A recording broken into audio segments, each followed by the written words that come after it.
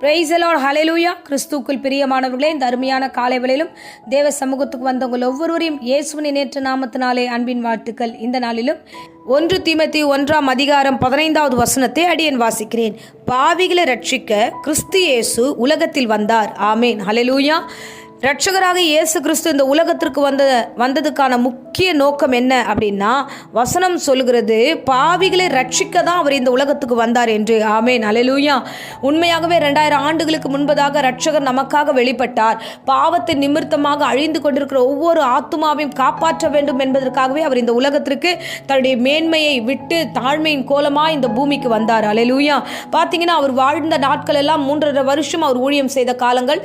அந்த நாட்கள் எல்லாம் எல்லாருக்கும் மத்தியில் கடந்து போகும்பொழுதெல்லாம் அவர் வியாதிகளை சுகப்படுத்தினார், பலவீனங்களை நீக்கி போட்டார் என்று அநேக வசனங்களை பார்க்கிறோம். அதே போல பாவிகளையும் பார்த்து ஆண்டவர் சந்தித்து, உன் பாவம் உனக்கு மன்னிக்கப்பட்டது என்று சொன்னது மாத்திரம் அல்ல, இனி பாவம் செய்யாதே அப்படின்னு சொல்லிட்டு கூட ஒரு விபச்சார ஸ்திரீயை பார்த்து கர்த்தர் சொல்லுகிறார்.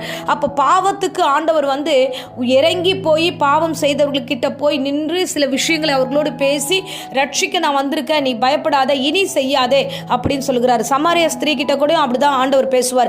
ஓமையா சில விஷயங்கள்லாம் சொல்லுவார். நான் கொடுக்கிற தண்ணீரை நீ பருகினா உன் வாழ்க்கையில எந்த தாகமே இருக்காது அப்படின்னு ரொம்ப அழகான வார்த்தையை சொல்லி அவளை ரட்சிப்புக்குள்ளாய் நடத்துவார். அவருடைய பாவங்கள் உணர்த்தப்படுகிறது. இந்த மாதிரி இயேசு கிறிஸ்து தான் வாழ்ந்த நாட்கள் எல்லா காலங்களிலும் பாவிகளிடத்தில் கடந்து போகும்பொழுது அவர் பாவ மன்னிப்பை கொடுத்தார் என்று வேதம் சொல்லுகிறது. பாருங்க, லூக்கா 23 இந்த சம்பவத்தை நம்ம பார்க்கிறோம். 2 கல்லருக்கு மத்தியில் இருக்கிறார் இல்லையா? அப்ப பக்கத்துல ஒருத்தன் சொல்றான், நீர் தேவனானால் என்னையும் ரட்சிங்க, இல்லை உங்களையும் சேர்த்து ரட்சித்துக் கொள்ளுங்கள் அப்படின்னு கிண்டலா நையாண்டித்தனமா சில வார்த்தைகள் பேசுகிறான். அதுக்கு இன்னொரு கல்லன் சொல்லுகிறான், இல்ல நீர் நம்ம தப்பு செஞ்சுட்டு இங்க வந்திருக்கிறோம், இவர் தப்பே செய்யாதவர், தப்பு செய்யாதவர் நம்ம மத்தியில வந்திருக்கிறாரு, இப்போ ஏன் நீ கடவுளுக்கு பயப்படாம இருக்கிற அப்படின்னு சொல்லி அவனை கடிந்து கொள்ளுவான். கடிந்து கொண்டு இயேசுவை பார்த்து சொல்லுவான், ஆண்டவரே, ரட்சகரே, நீர் உம்முடைய ராஜ்யத்தில் வரும்போது அடியேனே நினைத்துக் கொள்ளுங்கன்னு சொல்லிட்டு தயவா ரெக்வஸ்ட் பண்ணி அந்த இடத்துல கேட்டுக்கொள்வான் அந்த குற்றவாளி. அந்த கேட்டுக்கொள்ளும் போது ஆண்டவராக இயேசு கிறிஸ்து உடனே சொல்லுகிறார். 43 வசனத்தில் நான் வாசிக்கிறேன். இயேசு அவனை நோக்கி, இன்றைக்கு நீ என்னோடு கூட பரதேசில் இருப்பாய், மெய்யாகவே உனக்கு சொல்லுகிறேன் என்றார். அல்லேலூயா. பாருங்க, ஆண்டவர் இந்த இடத்துல அந்த குற்றவாளி கடைசி நேரத்தில் கூட குற்றம் செய்து, கொலை செய்து, பாவம் செய்து இந்த மரண தண்டனைக்கு வந்திருக்கிற அந்த மனுஷனை பார்த்து அவர் சொல்லுகிறார், இன்றைக்கு என்னோடு கூட நீ பரதேசில் இருப்ப.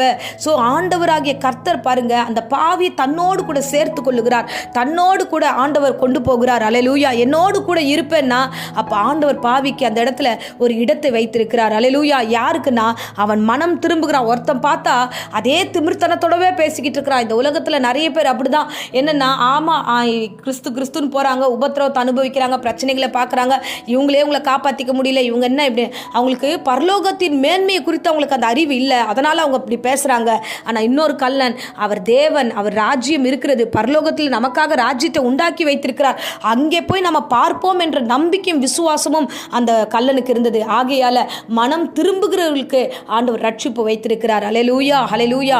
பாவியை ரட்சிக்க வந்தது உண்மை, போகும்பொழுதும் ஆண்டவர் ரட்சித்து ஒரு மகிமையை கொண்டு போய் சேர்த்தார். ஆமேன். அந்த கல்லன் கிறிஸ்துவோடு கூட அங்கே காணப்பட்டார் என்று அந்த வேத வசனத்தில் நம்ம வாசிக்கிறோம். பாருங்க, இன்றைக்கு இந்த பிரசங்கத்தை கேட்கிற அருமையானவர்களே, இன்றைக்கு கர்த்தர் உங்களோடு பேசுகிறார். எப்பேற்பட்ட பாவமானாலும் சரி, ஸோ விபச்சார காரியத்தையே ஆண்டவர் மன்னித்தாரே, ஸோ கொலை பாதகத்தின் நிமித்தமாய் கட்டப்பட்டிருந்த இந்த குற்றவாளியும் கர்த்தர் தாமே மன்னித்து தம்மோடு கூட வைத்துக் கொண்டாரே, உங்களையும் கர்த்தர் நடத்த வல்லவராய் இருக்கிறார். ஒரே மனம் திரும்புதல், மனம் திரும்பும் பொழுது, ஆண்டவர்கிட்ட ஒப்பு கொடுக்கும் பொழுது ஆண்டவர் உங்கள் பாவங்கள் எல்லாம் மன்னித்து வழி நடத்துவார். அதுதான் பவுல் சொல்லுகிறாரு.